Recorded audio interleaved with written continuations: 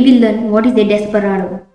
Now, what is a desperado? A desperado is when a piece is threatened, your own piece is threatened, and it's basically trapped and you cannot defend it in any possible way. So what you do is you try to capture some piece in the opponent's territory. It's basically like you are captured and you're making the best use of it by trying to capture as many pieces of the opponent as possible. So let's understand this by looking at some examples. For our first example here, we have black to play. White is attacking a queen and the bishop.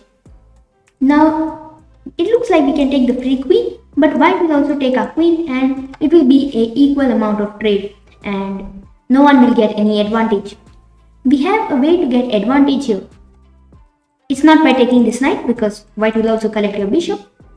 The way here is by sacrificing this queen because it is attacked.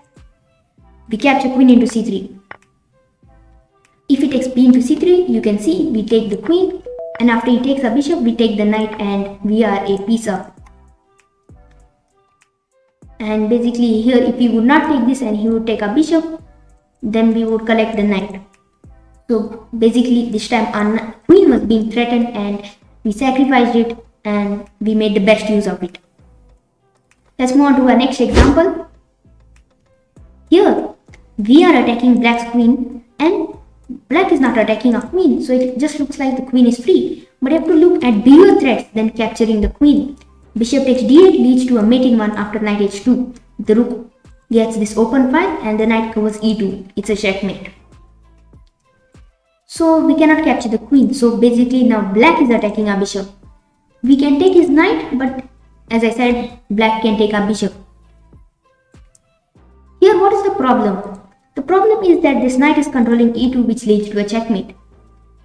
And this king is basically lined up in such a way that if we take this knight, it comes in with a check, which is a forcing move. So we can start calculating this. Bishop takes the queen, then we take black's queen. Here black will play knight to h2 first, because if he directly takes a bishop, then we will collect his knight. So he protects his knight. Then we run to e2, then he takes the bishop. And at this point the position is equal, but here we were getting mated in 1, so we are safe from the mating threat, and also here this knight is trapped. Our pawn controls these squares and black will have a hard time playing this position. So let's play the moves.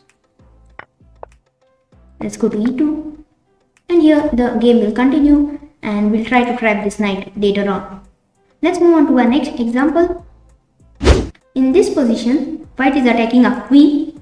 We are also attacking white's queen, but as you saw in the previous position, that if we take the queen, white will take our queen and it will be an exchange. So here we have to think of something else. If we take the knight, then again it will just be an exchange after white takes the bishop. So let's think of something else. Here, the move is slightly difficult. It is queen to d2. Basically, we are not capturing anything here, but the idea is we are threatening a mate on b2. So white is forced to take our queen, and then we come in with the check, and after he moves, now we take the queen, and now we are in exchange up here. So we'll move on to win the game. So sometimes you don't have to keep capturing pieces, it can also be done like this. We'll solve some more examples just to be more sure with it and to understand the concept better. In this position, black is again attacking a queen and we are attacking black's queen. If we take, black will take and it will be an exchange. Here, queen into h7 looks like a desperado because after king takes, we'll take this. But here, after queen takes, king takes, black will only be losing a pawn and you will be losing a rook here because you have given your rook for this queen and black has just given his pawn for the queen. So that will not be an helpful advantage, it will be a disadvantage. So here we find another move, queen to g7. Now the rook has to take, you come in with a check, king takes and you collect the queen. If he takes now, then you can take the rook. So I'll play the moves and show you. Queen to g7, f takes g7, you take the queen. Here black decides not to capture because you will take the rook and black will be clearly worse. So he tries to attack the knight and your rook at the same time. So you just defend it by rook to c5 and you'll have a good position. Even though this fork comes, you can run to e2, capture the rook back and you'll be a piece up. Moving on to our last example. Here, this is another tricky position.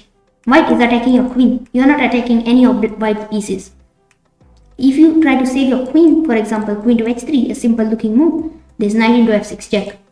And now this bishop is pinned, it cannot capture. If you sacrifice your rook, then white has this deadly bishop coming in and you will get checkmated.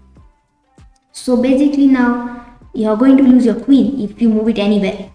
Now if we try to capture some piece, it will be this knight. And now after we capture this piece, it looks like we don't have anything to capture of whites, and it looks like we sacrificed the queen just to save the mate and we are in a disadvantage. But there is an unexpected move which gets the queen back. Can you spot the move? Well done if you found it. It is bishop to a8, trapping the queen, and white doesn't have a way to save it. If he would take this knight, then you would just take the queen, and how much ever pieces you would try to capture, you would still be material up. Here in this example, he took the pawn, so you just take the queen, and now you have a rook extra and you'll win the game. For more educational lessons, you can subscribe with the bell notification so that you don't miss out on my future lessons. If you found this video helpful, then you can hit the like button, and to watch more of my videos, you can click on the screen. Thanks for watching.